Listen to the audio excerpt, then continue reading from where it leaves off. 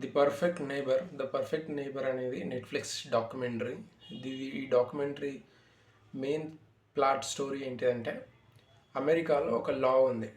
ట్రెస్పాసింగ్ అంటే ఒక ప్రైవేట్ ల్యాండ్లోకి, అంటే వాళ్ళ ఇంటి పరిధిలోకి ఎవరైనా, అంటే అవుట్ సైడర్స్ ఎవరైనా వాళ్ళ ఇంట్లోకి దౌర్జన్యంగా ఎంట్రీ అయినా, స్నీకింగ్ అంటే తొంగి చూడడం కానీ, అంటే వీళ్ళ ఓనర్ పర్మిషన్ లేకుండా ఎవరైనా వాళ్ళ ఇంటి మీదకి వస్తే వాళ్ళు షూట్ చేసి చంపేయవచ్చు, ఇంకేదైనా చేయవచ్చు అనేది అమెరికన్ లా అనమాట.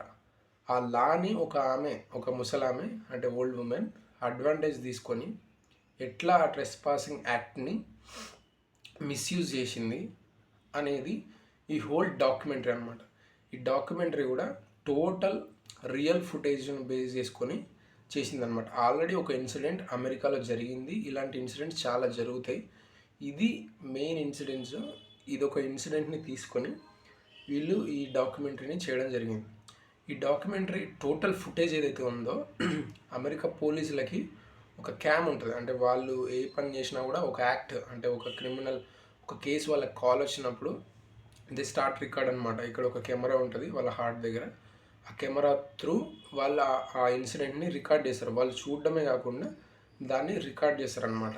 రికార్డు అంటే ఆడియో, వీడియో రెండు కూడా రికార్డ్ అవుతాయి.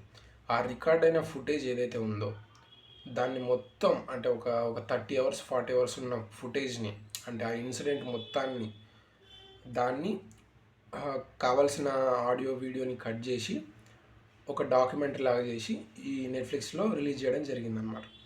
ఈ డాక్యుమెంటరీ త్రూ అవుట్ మనం చూస్తున్నప్పుడు, అంటే ఇప్పుడు రియల్గా జరిగిన ఇన్సిడెంటే కాబట్టి, అంటే హ్యూమన్స్ అనేటోళ్ళు, అంటే మనం నిజంగా జడ్జిమెంటల్ ఫ్యాక్టర్ అని పోతుంది.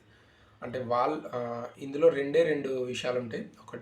ఒకటేమో మెయిన్, అంటే ట్రెస్పాసింగ్ని ఆమె ఎట్లా, ఒక ముసలామె ఎట్లా దాన్ని మిస్యూజ్ చేసింది. అంటే మిస్యూజ్ చేయడం అనేది మనకు లాస్ట్లోనే తెలుస్తుంది ఆబ్వియస్గా.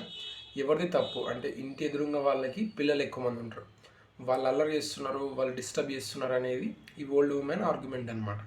సో ఈ ఓల్డ్ ఉమెన్ ప్రతిసారి పోలీసులకు కాల్ చేస్తూనే ఉంటుంది. డైలీ ఆల్మోస్ట్ నెలల తరబడి చేస్తూనే ఉంటుంది అనమాట. వీక్లీ 2 calls 3 calls వస్తుంటాయి అనమాట. పోలీసులకు ప్రాబ్లం చేస్తుంటుంది.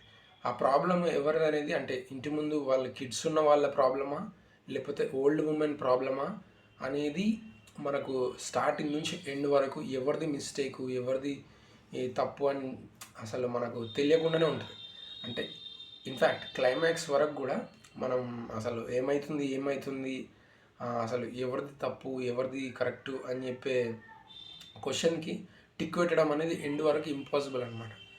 బట్ పోలీసు వాళ్ళు ఎట్లా దీన్ని హ్యాండిల్ చేసిర్రు అండ్ ఏందనేది ఈ డాక్యుమెంటరీ అనమాట.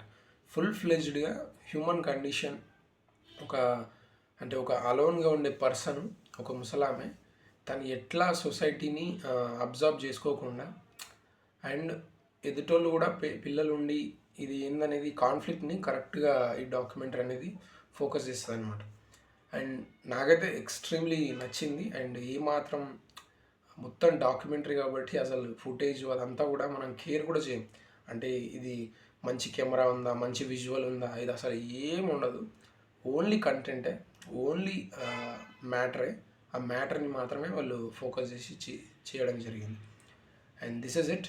ఐ థింక్ మీరు ఒక సైకాలజీ ఆస్పెక్ట్ తెలుసుకోవాలని చాలామందికి ఇంట్రెస్ట్ ఉంటుంది. అంటే సైకాలజీ అంటే వేరే వాళ్ళ పర్సన్స్ని, ఒక పర్సనాలిటీస్ని కొంచెం స్టడీ చేయాలని ఉంటుంది, చాలామందికి ఉంటుంది. అంటే ఎదుటి వాళ్ళను ఎదుటి వాళ్ళ పాయింట్ ఆఫ్ వ్యూని చూడాలని చాలామందికి ఉంటుంది. అలాంటి వాళ్ళకి ఈ డాక్యుమెంటరీ అనేది ఎక్సలెంట్ ఉపయోగపడుతుంది. అండ్ నాకైతే చాలా బాగా నచ్చింది. మీకు కూడా నచ్చుతుందని అనుకుంటున్నా. ఇది నెట్ఫ్లిక్స్లో ఉంది. Thank you for watching. Subscribe చేసుకోకపోతే సబ్స్క్రైబ్ చేసుకోండి.